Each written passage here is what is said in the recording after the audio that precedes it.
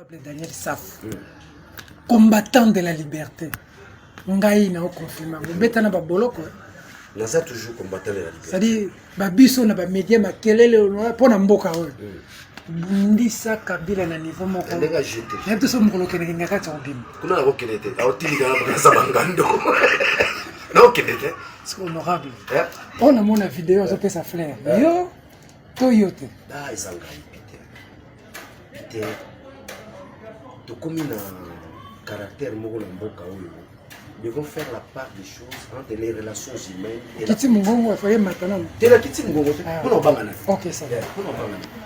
Naza vice-président na Katia ligne de commission na commission monnaie de défense et sécurité.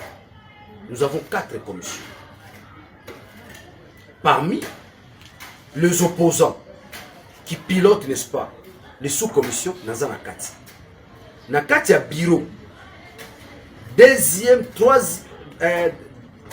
vice-président, Aza Lamuka. Na bureau la bango. Na Katia ba sous-commission, Naza deuxième vice-président, Naza vice-président, il y a commission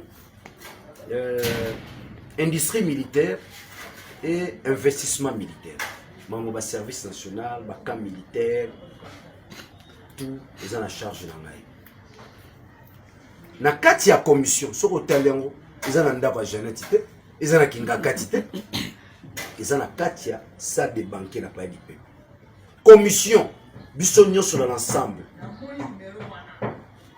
anniversaire à présidente ya commission photo pesa fleur bato ba pesa fleur présidente ya commission na vice présidente ya sous commission investissement militaire et industrie militaire ngana ndekolanga Colette Chombo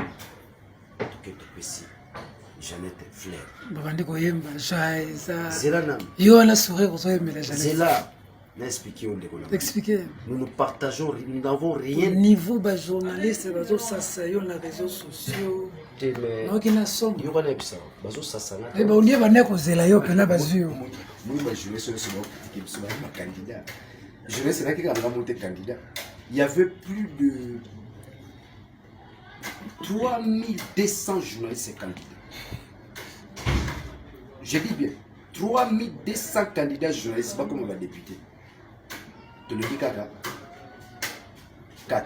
Vous le dites, bah, journaliste engagé en fait. 4, Kaka.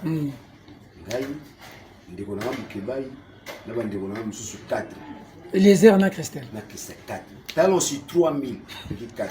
Parce que, hein, 3198 wana bakolinga biso te zuwa na motema zuwa balukaka eloko nini tokozwa ya Daniel Safu bokozwila yango wapi. Je ne conduis pas ma vie avec compromission. Soki nake napesi Jeannette Kabila Fleur bombona na opesa Félix Kabila Tshisekedi Fleur c'est que c'est la danger. C'est-à-dire qu'il faut faire la part des choses entre les relations humaines et la vie politique. Tout ça, Banyamate. Banyamande va développer par agressivité. Espèce Oyo. Les lois réalisation pour l'homme aux agressifs, la famille Kabila. Aujourd'hui, je suis un homme. On dit que c'est Jeannette Kabila. On a ça ma vidéo. Les lois n'a pas homme d'État. Nous sommes homme d'État, c'est qu'on veut changer. Non, non, non. Attitude n'a eu à l'égard de la famille Kabila. Je suis un homme d'État. Un homme d'État, par définition, c'est celui qui construit, pas celui qui détruit. Tant on a quelque chose ses fleurs, on a ses fleurs, il y a l'accès. On a continué la famille là-bas. On a commis un Kingakati, on a commis un FCC. On a vu là tout le protège mais Félix qui n'en a Kabila pour y peut on va monter la Jeannette. Et ça quand même on a bien le bilo bataillon de l'État. Si on t'a vu pour na télé mais la Félix qui n'en a Kabila, muto le bilo za bayele mabe, amayele mukie. Est-ce que na la kina Kabila? Parce qu'il a spécifié dans Jeannette et Fleur, on a commis un Jeannette. Je ne partage pas la même vision politique avec elle. Nous n'avons pas la même vision du Congo. Tous à commission.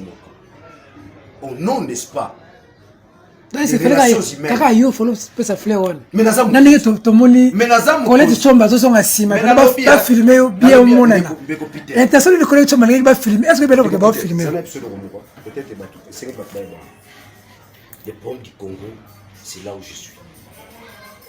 L'armée. Exact. Le vrai problème du Congo, c'est là où je suis. Alors, tant qu'on a la question, bah, tout va s'éclater. nake koyeba mai mabombama yoke komela soupe bolobisu ake kosepela Jeannette a soupe probabisa nzombo oyo bakala nde yoke mela moto initia philosophie ya soupe zanga pour nous faire comprendre bayimboka te o baza kuna bazomela soupe bato bazokela ba pouvoir amo mpona bazwa kolia kaka na mbongo ti si tu n'arrives pas à changer les Congo aux en a pouvoir tina no nous fondons nous kolia comme na ba millions après c'est fini.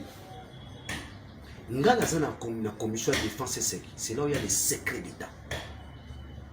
C'est là où je peux te dire, si on a lobby, pourquoi je suis un homme d'État? Je sais ce qui se passe entre la Zambie, je sais ce qui se passe entre l'Ouganda, je sais ce qui se passe entre le Rwanda et nous. Si je n'étais pas un homme d'État, je monterais sur mes chevaux et crier Tala. Comme Mike Mukeba le fait à l'Assemblée provinciale. Tala. Mais pas comme Mike Mukeba. Mike Mukeba, ce qu'il fait à l'Assemblée nationale provinciale, c'est légitime. Il est en train de dénoncer la gestion à Godin Poué. Il y aura sous Godin Poué à Zolo Malsus. On peut encore compter sur qui? Je crois que les gens peuvent compter. Les gens peuvent compter à des gens comme des Daniel Saf. Oh, il y a comme vous malade Jeannette. Maman, papa nanga. Comme vous pensez Jeannette. Flair, ben vous voyez soupe. Ndaka les côtés. Jeannette Flair, na comme PDG on attrape, na pesi Jeannette Flair, na comme ministre na gouvernement. Pas moi ça va bon. Na pesi Jeannette Flair. Comment les binotés na FCC cash Peter. Je suis l'espoir de cette jeunesse. Je suis le décevoir. Je suis la décevoir bango. Bato bengote. Zela na ba bengela na kambi zala la. Kasi yoza mutabato. Mais zela na la kisayo da. Toleje, mina le combat on pour la mine. To ça l'émission bien. Kasi tenir décevoir bato nani. Pour la bato, pour les autres comprendre des déceptions. Le bato bana to ça déçu tenir yoke pesa. Pour la bato ba sécurité. Bazo benga na téléphone yebisa Daniel to surtout diaspora. Dans le livre Martin Luther King intitulé La force d'aimer. Martin Luther King a dit, le plus grand problème actuel de notre société, c'est la capacité de réfléchir. Alors, le plus grand problème actuel dans notre société actuelle, n'oublie pas que Martin Luther King, c'est un contemporain. Vous me saisissez? Oui. C'est la capacité de réfléchir. Il y a un virus aujourd'hui qui ronge la collectivité. Laquelle? C'est ce virus-là où nous ne savons pas faire la part des choses entre les relations humaines et la politique. Kassavoubou, ennemi acharné de Tchombe, mais en 1964, Kassavoubou a accepté de cohabiter avec Tchombe pour le bien du Congo. Mais nous avons un même destin avec Jeannette Kabila. Nous sommes dans une même commission. Ni était ce destin, je ne serais pas dans une même commission qu'elle. Mais c'est. Et encore, j'assume des responsabilités, n'est-ce pas, dans cette commission. Donc, au nom, n'est-ce pas, des relations humaines, au nom, n'est-ce pas, ce que j'appelle, nous sommes des êtres sociaux. Nous sommes des êtres sociaux. Des êtres sociaux.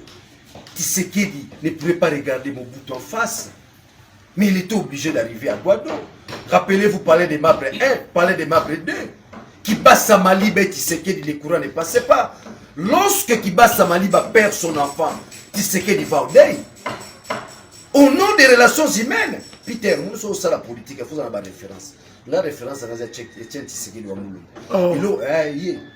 De l'eau, la tigre n'aura pas silence au via Zagina. Et on dit une année via le baraté, 6 mois via le baraté. Et l'eau, la tigre, maïe la Tshisekedi Nazaran, bah repère Nazaran. Et l'eau, tika di suko, hein, na fan di sapenda, puis na ba dimension, puis nous y a penago. Au côté de la dimension spirituelle.